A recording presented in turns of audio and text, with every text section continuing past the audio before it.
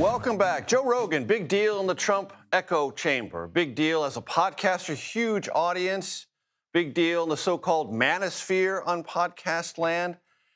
And President Trump keeps telling people like Joe Rogan and others in the Trump movement, move on from Jeffrey Epstein. Joe Rogan will not move on. Let's listen. When we thought Trump was going to come in and a lot of things were going to be resolved, we're going to drain the swamp, we're going to figure everything out. And when you have this one hardcore line in the sand that everybody had been talking about forever, and then they're trying to gaslight you on that. Gaslight you. That's never a compliment. Never, ever, ever. Here with me now to discuss and examine CBS News political contributor and Democratic strategist Chuck Rocha. He's the one with the big hat on. Former Republican senior congressional aide Rina Shah. No hat. Very glad to have you. Thanks for having us. This is week 4. I have been covering Donald Trump and the movement around him since August of 2015. There has never been an even 2-week break within that movement where they argue with each other about what is or isn't true or what Donald Trump is or isn't doing properly. It's now week 4.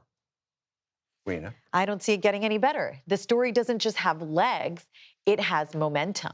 Because every week it seems like there are new details, a birthday card, drawings, a really affectionate friendship. I mean, these two gentlemen, Epstein, the criminal, and the President of the United States were photographed together. How many times, I don't even know. Numerous times. We all know that. The photographs predated his presidency, indeed. And predated the convictions and pleas entered but I think it's really important to call it what it is. They did know each other big time. Because they were social friends. And that's all that the president needs to say, is that this is somebody I used to know. And absent transparency, it leads those in the MAGA movement to say, wait a minute, just as Joe Rogan articulated. I am somebody that we feels— were going to figure it all out.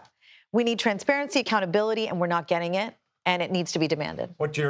The point you made earlier, I think, is the most important because both of us has followed him for a long time and followed the campaign. I've run campaigns against him.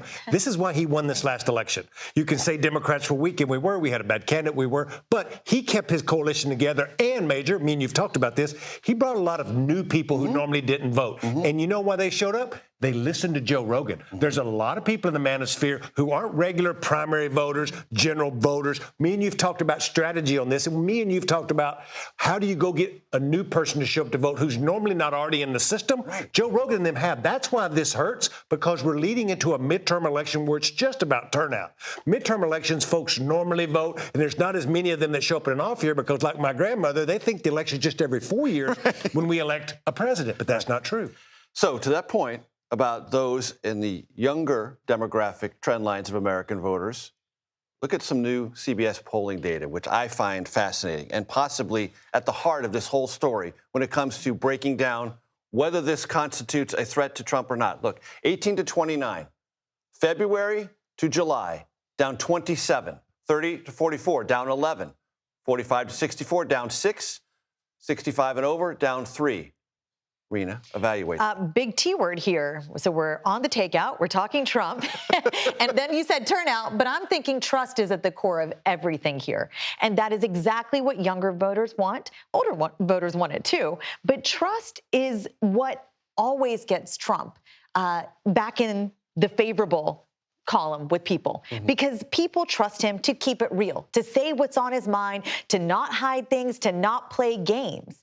And in essence, what we're seeing with this entire Epstein, now Maxwell fiasco is a lack of trust and a lack of transparency. How are they going to course correct on this when on the campaign trail, he said he would unseal, he said he'd be open, he said he'd let it all out, and we're getting none of that? So, Chuck, I'm going to play for something. I know you got kind of an intellectual dog in this hunt, Ruben Gallego and his future. He was on the show yesterday. I talked to him about his travel schedule. Let's listen. Iowa, New Hampshire, Pennsylvania, they're either on or have been on your travel schedule. You were just elected senator from Arizona. Are you already launching your presidential campaign? Well, listen, Arizona is the swingiest swing states of all those states. So, first of all, no one talks about the fact that I move all over Arizona a gazillion times. I will continue to travel because I need allies. You know, it's not a secret to nobody that I work for Ruben Gallego. Yeah. Let me say this. Well, I mean, you got a dog. Let me say this. Ruben Gallego is special. He's a special politician. I've done this for 35 years. There's very few regular people who aren't full of baloney, I'll just say, in politics. Most of them love themselves. They love to see themselves on camera. Ruben's a Marine. He's a Latino. He's from a swing state. And I don't know if he's going to run for president yet. He just had a baby, for God's sakes, and I think he answered the question right. But let me tell you this. He is very special and very connected to people. That's why he overperformed in a Senate state more so than everybody else and got better with Latino men, did better with Kamala Harris by almost 10 points. Just keep your eye on Ruben Gallego. That phrase, swingiest swing state, hey, I couldn't have said it better myself. Well, and look, you don't show up in these places. All I'm waiting for is a trip to South Carolina. Then I know he's running for president. Speaking of South Carolina, the Congresswoman Nancy Mace went up to New Hampshire. So It's all. A lot of things are funny right now. I think as the party's looking for somebody to be the mouthpiece and to push back, like he said yesterday on your interview, I watched the whole thing on pushing back on these Medicaid cuts. As a Democrat, whether he runs or he doesn't, he's a good voice to be out there on the road doing that. Again, veteran, Marine, just had a baby boy. Like, these are things he should be talking about. Yeah, I would agree with that. And for activist voters and base Democrats, he draws a crowd. Absolutely. And that's what you all need right now. He's very good. He's very good on the stump. Chuck Rocha, Rina, Shah. Thank you. Thanks so much for coming in.